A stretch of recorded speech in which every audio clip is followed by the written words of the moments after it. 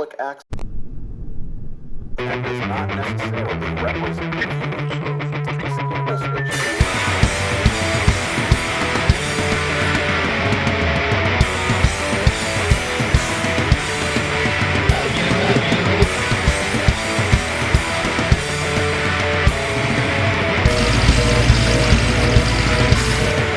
Public access. You knew this video was coming. Well, maybe you knew it was coming, but I really didn't. Not until recently. You see, I've always looked at our Boss 302 through rose-colored glasses because I love the car and I love the S197 Mustang. However, after many years of owning and operating this Ford Mustang Boss 302 track car, it's time to make a video to discuss the 5 things I really don't like about our Boss 302 track car. The following is a public access program. Now you have to understand, having a dedicated track car is a love-hate relationship.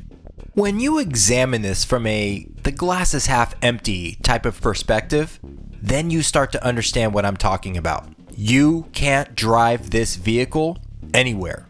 It's impossible.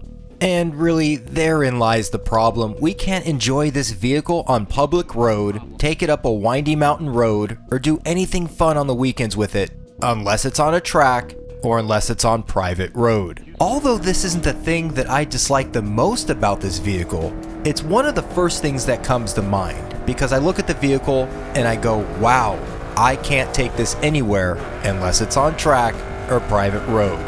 Great. Not being a street legal vehicle has its disadvantages.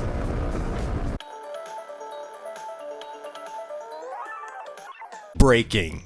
Now this is an area I am completely alone in with our Boss 302 track car. There are 4 people who regularly drive and experiment with Orange Car on local Southern California tracks. The Boss 302's competition driver, chief fabricator and engineer, and my father and I, 2 amateur hacks, are the 4 people that regularly drive the car. Of the 4 of us, I'm the only one that has an issue with the braking in the vehicle. And it never used to be this way. As soon as we upgraded the braking system on our Boss 302 track car, I immediately noticed the improved braking, performance, and handling that it provided around the track. I'm definitely not the best race car driver in the world, but now, when I throw the car hard into a corner and brake late, the rear end feels like it's gonna break loose on me every single time. Now, I am aware this has more to do with driver skill than the actual braking system on the vehicle. I mean, if our own competition driver says there are no issues with the braking system on this vehicle, guess what? There are no issues with the braking system on this vehicle. But since this is my list, and I get to decide what goes on it, I'm putting braking in the number 4 slot on issues I dislike the most on our Boss 302 track car.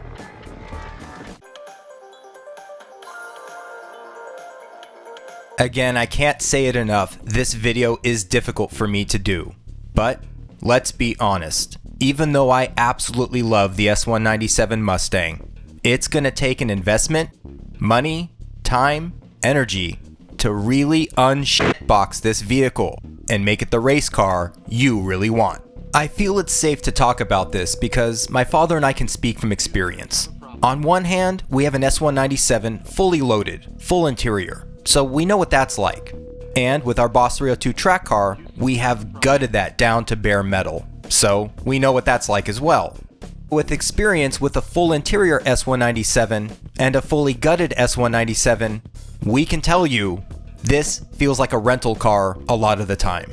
I'm sorry, but it does. Once you begin to gut the S197 Mustang, you really get an idea of how corporate culture can actually destroy the idea for a good vehicle. You can see where Ford corporate cut corners to save costs and to cut down on manufacturing overhead as well. This is apparent not only in the interior cabin, but also throughout the chassis and suspension.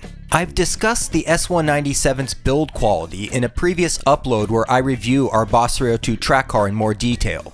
But for now, it definitely lands in the number 3 spot for things I dislike the most about our Boss 302 track car. So when I say the S197 Boss 302 isn't a GT350, I'm attributing that to the S550's build quality. Although the S550 may have a higher build quality, it will never have the magic and charm of the S197 Mustang. Here with you on the world's most boring show with my co-host, Coke. Good to be here. With the Boss 302 street car, Ford did an excellent job mitigating the movement of the live axle for everyday use. However, once you get the street car out on the track, you notice you have to upgrade and make improvements to the live axle so it doesn't move as much under hard braking and cornering. We've made significant improvements to the live axle on our Boss 302 track car through the great people at Cortex Racing.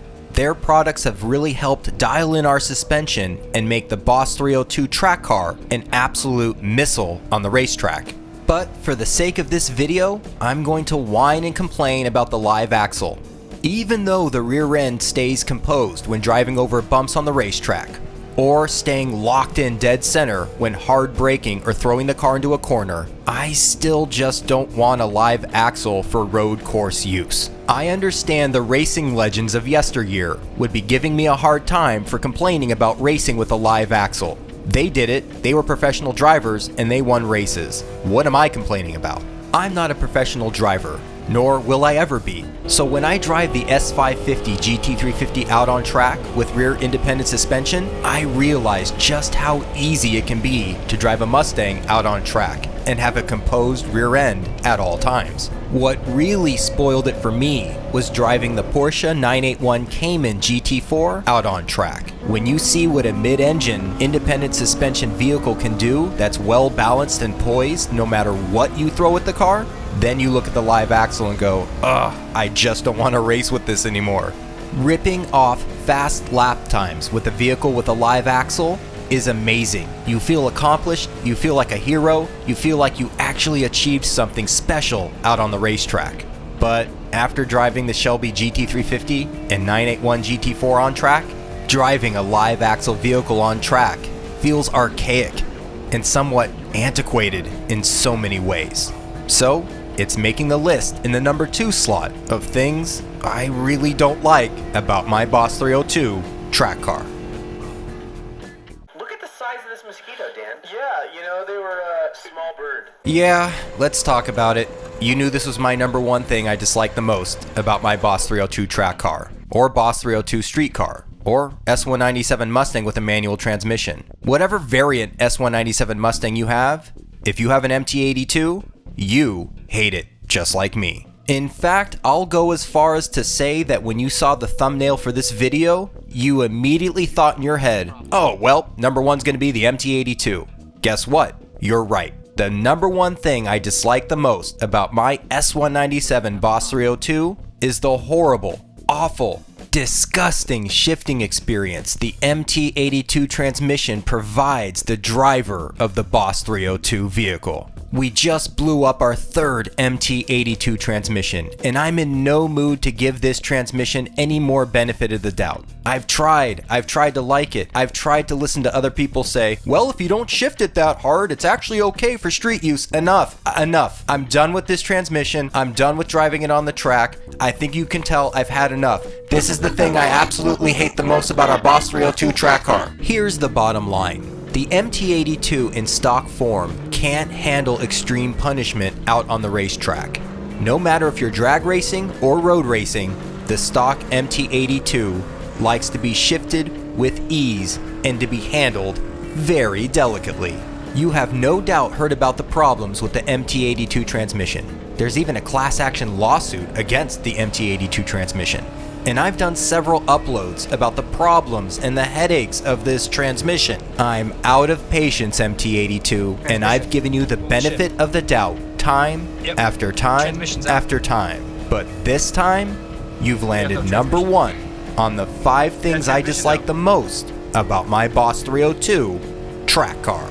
Congratulations! Great job! Way to go, MT82. Thank you so much for helping the channel get to 1,000 subscribers. We're not there yet, but we're almost there. And I want you to stay tuned to figure out how you can possibly win a new garage lighting kit in this contest giveaway. The first video I release after the channel crosses the 1,000 subscribers threshold, you leave a comment in that video and I will use Comment Picker to randomly select a winner. You will have 48 hours after the video is uploaded to leave a comment. Then the contest is over and no more entries will be allowed. A few days later, I will announce the winner. If Comment Picker randomly picks your comment and you're the winner, let me show you what you'll win. The star of the show is the Wobble Light by Pro-Built Professional Lighting. It's an LED self-lighting job site light with 360 lighting LED technology. Next is a Southwire Electrician's Utility Heavy-Duty Backpack. The backpack wouldn't be complete without some premium Southwire tools. And the Southwire 100-foot heavy-duty LED string lights with 800 lumens per LED head. Subscribe now and don't miss this chance, this very easy chance to get a lighting kit for your garage.